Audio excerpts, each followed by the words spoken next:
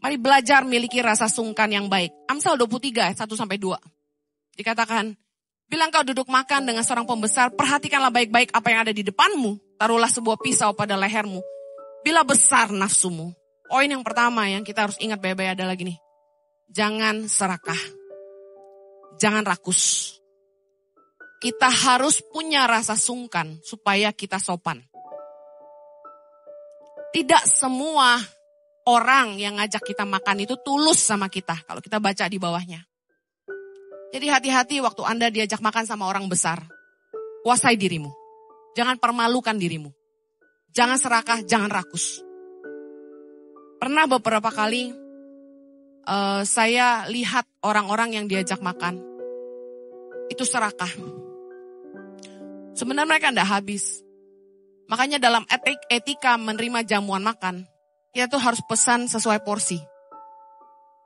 Saya pernah ngajak orang makan. Mereka pesan, suami istri ini, satu orang pesan 2 macam. Suaminya 2, istrinya 2. Pesan minum juga 2-2. Saya dengar ada yang bilang, buset, kenyataan. Kita yang neraktir juga kaget ya kan. Tapi ini, kata firman Tuhan, kalau kamu makan jangan rakus. Kuasai dirimu. Anda harus tahu makan bersama dengan raja-raja tuh menunya beda. Yang paham katakan amin. Makanan yang Anda jarang makan, makanan yang Anda mungkin gak pernah makan, Anda makan saat itu. Orang bisa lihat Anda kampungan atau enggak. Hal pertama yang mama saya ajarin waktu saya beranjak dewasa adalah cara makan steak. Karena gak semua orang tahu cara pegang garpu dan pisau. Yang sekolah hospitality pasti ngerti. Gak semua orang ngerti sendok yang kecil, garpu yang kecil buat apa. Ya kan? Yang di atas itu buat apa? Nah, diundang makan sama orang kaya, orang besar, orang berpengaruh, atasan. Ingat, Anda harus menguasai diri. Apa yang kita bisa belajar dari ini? Bukan hanya soal makanannya, tapi soal ini. Tidak semua pintu yang terbuka itu untuk kita. Tidak semua tawaran yang menggiurkan itu harus kita terima. Saya duduk bersama konglomerat satu hari. Dia bilang gini sama saya. Hen, lu ngomongnya lu gue. Padahal dia udah umurnya udah jauh di atas saya. Lu bantu gue aja. Yayasan lu kan kecil. Lu bantu yayasan gue. Lu kerja sama gue kasih lu rumah, gue kasih lu mobil, lu bisa liburan ke Eropa, ke Israel, kemana aja lu mau pergi. Gue bayarin. Lu pilih aja tuh, lu mau mobil apa? Ambil aja, dia bilang. Lu bantu gue urus yayasan gue, dia bilang. Ada 40 yayasan di bawah dia. Saya diam. Kan sama, misi lu nolong orang miskin, dia bilang. Di yayasan gue nolong orang lebih banyak dari lo, dia bilang. Karena duit gue lebih banyak dari lo. Dia bilang, gue punya banyak perusahaan yang dana CSR-nya miliaran, dia bilang.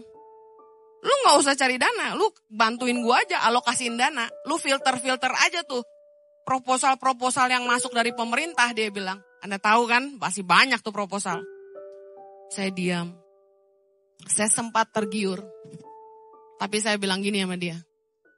Pak, saya gak kerja deh, tapi saya bantu Bapak.